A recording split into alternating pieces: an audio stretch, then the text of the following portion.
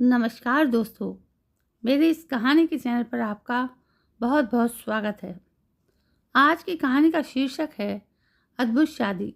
अद्भुत शादी जिसे सुनकर सब थू थू करें और जिसे समाज को बड़ा मुश्किल होता हो स्वीकार करना। बदलते वक्त की नई सोच की कहानी। अभिजीत की एंगेजमेंट फोटो देख सब अटकलें लगाने लगे। विदेश में रहते हुए भारतीय संस्कृति परंपरा की दुहाई देने लगे, लेकिन सिमरन और अभय को बेटे अभिजीत के इस रिश्ते से खुश होते देख सभी हैरान रह गए। खबरों का बाजार गर्म था। ऑस्ट्रेलिया की भारतीय कम्युनिटी में किसी के घर में पहली बार ऐसा हो रहा था। अभी तक तो ये बातें सुनकर घृणा का भाव मन में उभरता था। लगता था कि ये सारे चौचले अंग्रेजों के घर में ही होते। हमारे यहाँ की संस्कृति में पले बड़े बच्चे इन सब चीज़ों से दूर ही रहते हैं। खबर फैलते फैलते सिमरन की सहेलियों तक पहुँच गई थी। कैसे, आखिर क्यों?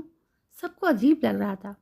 एक ऐसी बात जो वेस्टर्न सोसाइटी में ही सुनते आए थे, अब जब अपने किसी मित्र के परिवार में घटने जा रही थी तो गले के नीचे नहीं उतर रही थी। औरतें जब किसी पार्टी में मिलती तो सब प्रश्न यही करते, ये कैसे हो सकता है? क्या गुजर रही होगी सिमरन पर? समझा बुझा कर कभी भी रोक लें तो अच्छा रहेगा। और लाओ बच्चों को ऑस्ट्रेलिया। पैसे कमाने से फुर्सत मिलती, तभी तो बच्चों को संस्कार दे पाती। तरह तरह की फिक्रें सुनाई दे रहे हैं। लोग अटकलें लगा रहे हैं। अब तक सबका आदर्श बना सिमरन और अभय का जोड़ा अचानक प्रश्नों की कटघरे में कैद हो गया था। उमा को याद है कि 30 साल पहले उसके पति विपिन को इन्फोसिस के दफ्तर में अन्य भारतीयों के साथ भेजा गया था। अच्छी बात यह थी कि कुछ लोगों से मित्रता पहले से ही थी, कुछ से ऑफिस में मुलाकात के बाद हो गई थी। मित्रों की सहायता से सब पता तो लग गया था कि अपने दोनों बच्चों को किस स्कूल में पढ़ाया जा सकता है, भारतीय मसाले और दालें कहाँ से खरीदे जा सकते हैं, आदि आदि। तब ऑस्ट्रेलिया प्रवास की अपनी दिक्कतें थीं। आज की तरह उतने भारतीय नहीं थे और भारतीय भोजन भी उपलब्ध नहीं था। मिठाइयों का तो सवाल ही पैदा नहीं होता था। लेकिन जैसे ही विपिन ऑस्ट्रेलिया में सेटल हुए, उमा को भी सब परिवार बुला लिया। सप्ताहांत में अनौपचारिक रूप में लोग एक दूसरे के घर चले जाते थे या कोई बुला लेता था। सबके बच्चे लगभग एक ही उम्र के थे।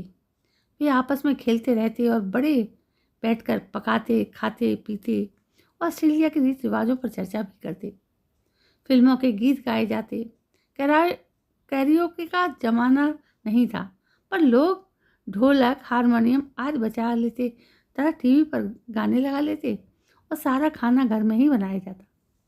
भारतीय मिठाइयाँ मिलती नहीं थी, सो घर में ही बनाई जाती थी। ऑस्ट्रेलियन इंग्लिश की नकल करना भी खासा मनोरंजक था। यहाँ लोग अंग्रेजी में टुडे को वाई का एक्सेंट लगाते हुए टुडाई कहते थे, जैसे आई हैव कम हेयर टुडाई।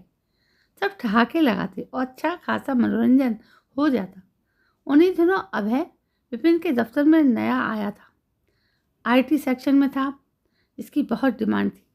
उसकी पत्नी सिमरन न सिर्फ खूबसूरत थी, बल्कि सच कहें तो गुणों की खान थी। खाना पकाना, बुनाई, कढ़ाई और नाच गाने में तो उसका मुकाबला कोई नहीं कर सकता था। सबसे मीठा बोलती और हर एक का दिल जीत लेती। लोग कहते थे बहुत अच्छे घर से है। धीरे धीरे सिमरन और अभय सबको बुलाकर हर त्योहार, होली, दिवाली आज अपने घर में मनाने लगे। और मजाल कि कोई भी मित्र छूट जाए। उनका इकलौता बेटा अभिजीत हमारे सामने ही पैदा हुआ था। हम सभी ने मिलकर उसका घर संभाला था।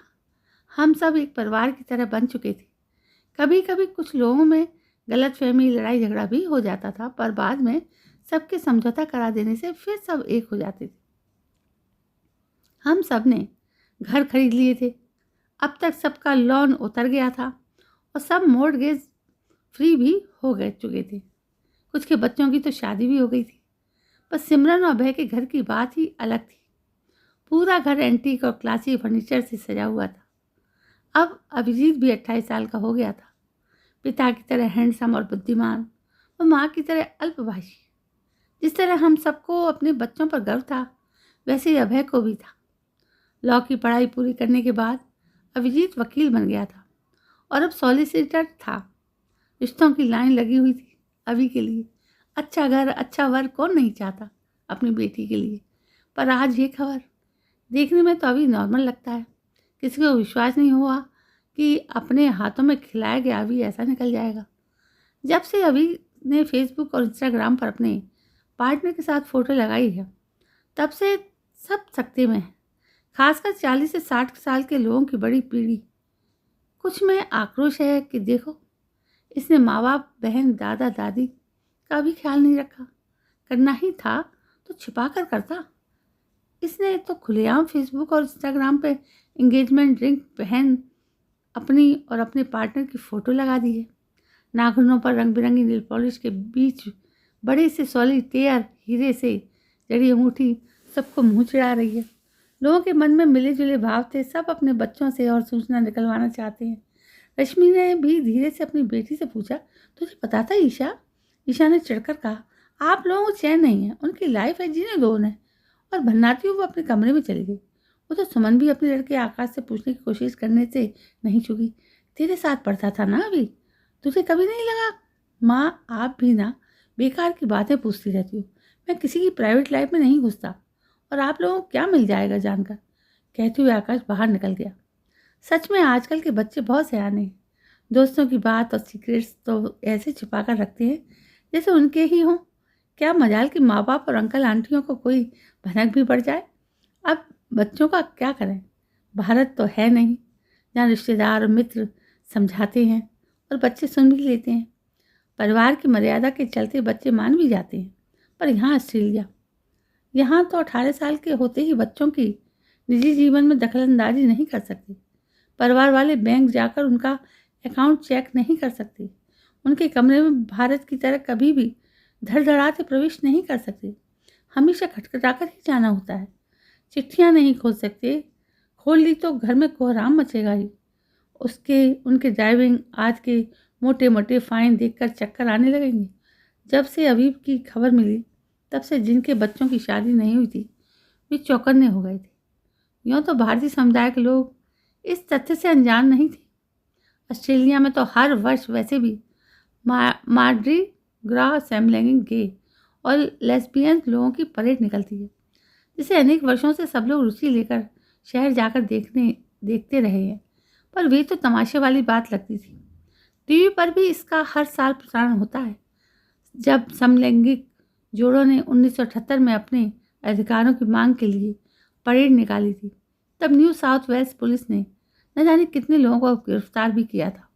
पर आज तो दुनिया भर के टूरिस्ट इस परेड को देखने और इस पर हिस्सा लेने आते हैं।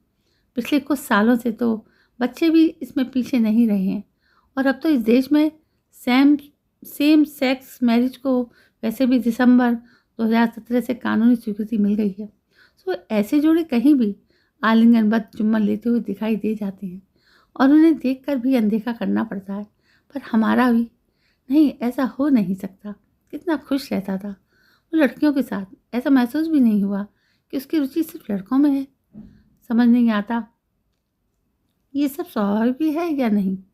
हर देश हर काल में शायद मान्यता के बगैर ऐसा होता तो रहा है, और अब तो कानून ने अपनी मोहर लगा दी है।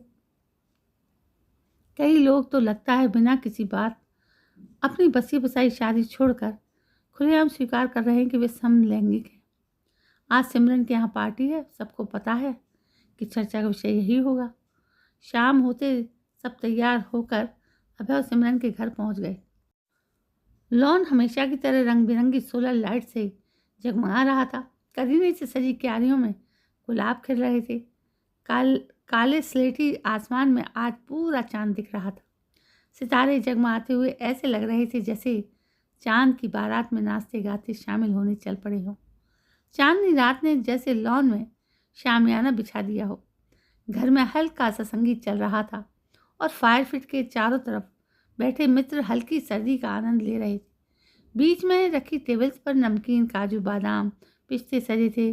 बड़ी मेज पर चीज़ प्लेटर सजाया हुआ था। 3 तरह के ऑलिव, 4 तरह की चीज़, crackers, chips, hummus, beetroot tips के साथ अंगूर, ब्लूबेरीज और स्ट्रॉबेरीज भी सजी थी। महिलाओं के लिए उमदा ड्रिंक पर आज पहली बार खाते पीते हुए ठहाके लगाने के बजाय औरतें आपस में फुसफुसा कर बातें कर रही थी। कुछ मोबाइल पर अभी के पार्टनर की फ़ोटो देख रही थी, कुछ उनके कॉमन फ्रेंड्स ढूंढने में लगी हुई थी। सब उत्सुक थे कि सिमरन और अभय आज क्या कहेंगे। शर्म नहीं आएगी उनको अपने इकलौते बेटी की करतूत पर? रमा ने धीरे से कहा, अच्छी थी, ये भी कोई बात हुई? माँ बाप का ख्याल तो किया होता। दिव्या ने आंखें मटका कर कहा। उमा ने हस्तक्षेप किया, क्यों? जब तुम लोग परेड देखते हो तो खराब नहीं लगता? शर्म नहीं आती? राशि गुस्से में बोली, अगर तुम्हारे बच्चे गे निकल जाएं तो पता लगेगा। उमा ने भी तीखे स्वर में उत्तर दिया, ये तुम्हारे मेरे और किसी और के घर में भी हो सकता है। हमारे देश में पहले भी ये सब होता था और अब फिर हो रहा है। रामायण महाभारत वेद पुराण वाले हमारे देश के बारे में ऐसा कहते हुए शर्म नहीं आती? दिव्या ने बीच में ही टोका। इस्मत चुगताई ने इतने साल पहले कहानी लिख दी थी, लिहाफ। उसमें भी 2 लेस्बियन महिलाओं का ही जिक्र है। रीता ने बात बदलते हुए पूछा, तो क्या लगता है तुम्हें सिमरन उसे एक्सेप्ट कर लेगी? राशि हंसी, यू मीन अपने दामाद को? सब औरतें हंसने लगीं। तभी किसी की नज़र पड़ी। देखो देखो, सिमरन और अभय आ रहे हैं। 2 मिनट के लिए कमरे में सन्नाटा छा गया। फिर सबने खुद को नॉर्मल दिखाने की कोशिश की। सबकी आंखें जैसे सिमरन और अभय के हाव भाव भांपने में लगी थी। तभी अभय ने माइक्रोफोन के पास आकर कहा, अटेंशन अटेंशन फ्रेंड्स। सिमरन ने भी उन्हें ज्वाइन किया। Hello friends. कुछ सेकंड में ही कमरे में शांति छा गई। इतने लंबे इंतजार के बाद ये शुभ दिन आया है। मैं और सिमरन आपको यह बताना चाहते हैं कि हमारे बेटे अभी की इंगेजमेंट हो गई है। उसका पार्टनर एलन डॉक्टर है। दोनों बहुत खुश हैं और हमारे लिए भी यह बहुत प्रसन्नता का अवसर है। ये पार्टी हमने इसी खुशी में रखी है। अभय ने जिस तरह बिना किसी झिझक और शर्म के अपनी खुशी का इजहार किया, सबके मुंह खुले के खुले रह गए। तभी सिमरन ने आगे आकर कहा, हमें अपने रवि और एलन पर बहुत गर्व है। उन्होंने अपनी आइडेंटिटी को पहचानना ही नहीं बल्कि हमसे खुलकर बात भी की और डिस्कस करके समाज के सामने सोशल मीडिया के माध्यम से अपनी इंगेजमेंट की खबर शेयर की। आप भी सोचते होंगे आखिर ऐसा क्यों, पर मैं यही कहना चाहती हूँ कि यह सब आजकल नॉर्मल है। बदलते वक्त के साथ बच्चों को अपनी बात कहने व मन का करने का अधिकार देना आवश्यक है। हमें लगा कि बच्चों की खुशी का ध्यान रखना सबसे ज़रूरी है। हमने उन्हें प्रपोज करने के लिए उत्साहित किया। Now they are engaged. शीघ्र ही हम आप सब मित्रों को शादी का निमंत्रण देंगे।